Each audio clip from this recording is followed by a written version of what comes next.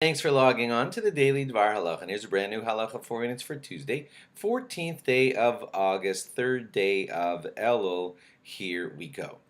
Well, you know that we're blowing shofar every morning of Elul, except Shabbos, and that's to awaken us to the feelings of teshuvah, repentance. On Erev Rosh Hashanah, the day before Rosh Hashanah, we won't blow the shofar.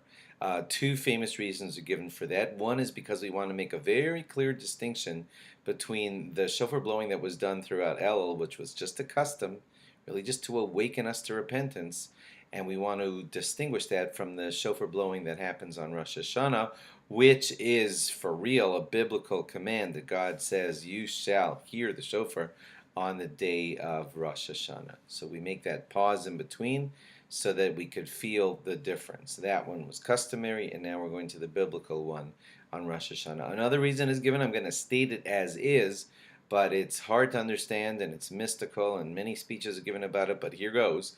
The second reason that we don't blow shofar on the day before Rosh Hashanah is to confuse Satan.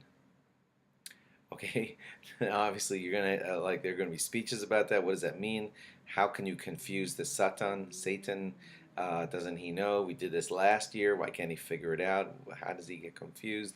Does it mean that we add merit to ourselves? Anyway, there's many discussions about that, but that is the face of the reason.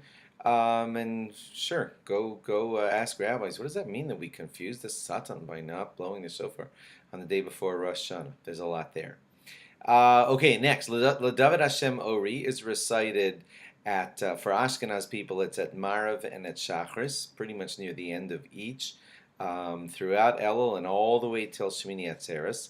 Svardim do it a little bit different. They say it at a bit of a different point of davening, and then they say it after Mincha instead of after Marav. But either way, we're all saying it twice a day.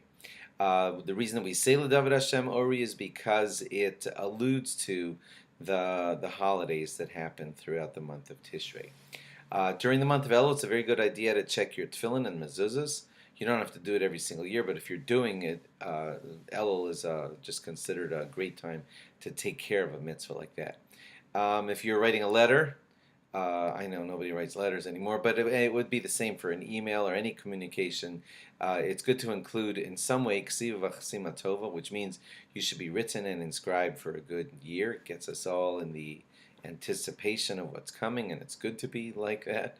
And now, as far as the day before Rosh Hashanah, there is a custom that some people have to fast on the day before Rosh Hashanah. Some people fast a half of the day before Rosh Hashanah, like just from dawn until the middle of daylight hours. Some people don't do it at all, but there is such a custom. I wanted you to know about it.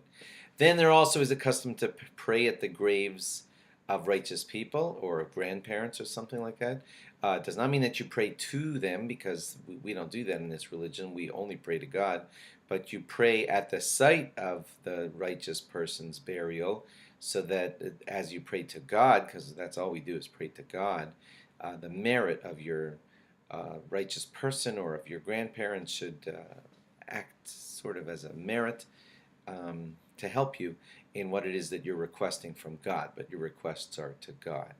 It is a good idea to take a shower, haircut, shave, dress yourself up nice for Rosh Hashanah. We do confidently feel that God will judge us favorably. It does not mean you're going to get everything you want or asked for, but we have confidence that God will favorably judge us as best as what he sees fit for us. So we dress up and we feel good about that.